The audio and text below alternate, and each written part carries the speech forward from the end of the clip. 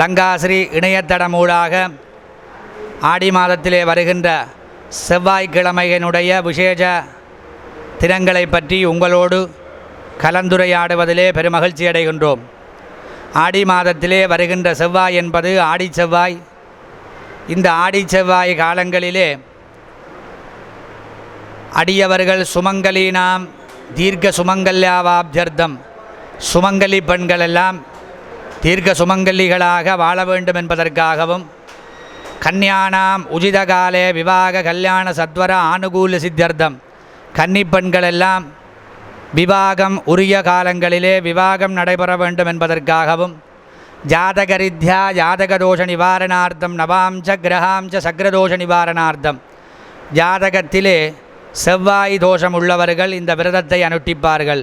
இந்த செவ்வாய் தோஷம் உள்ளவர்கள் திருமணத் தடைகள், உத்தியோகத்திலே தடைகள், காலசர்ப்ப தோஷம், ராகுகேது தோஷம் உள்ளவர்களெல்லாம் இந்த ராகு காலத்திலே ஆடி செவ்வாயிலே விசேஷமாக ராகு காலத்திலே துர்க்கை வழிபாடுகளை செய்வார்கள்.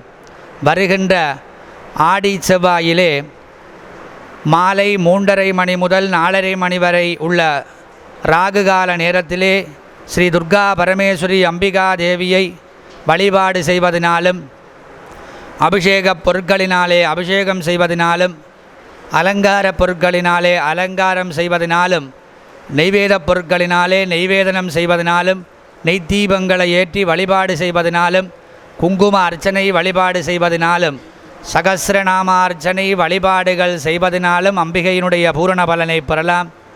இந்த ஆடி செவ்வாய் காலங்களிலே துர்க்கை அம்மன் ஆலயத்திற்கு சென்று துர்க்கை வழிபாடு செய்து ஜாதகத்தில் உள்ள தோஷங்களெல்லாம் நீங்க பிரார்த்தித்து என் பெருமானுடைய திருவருளை பெறுவீர்களாக.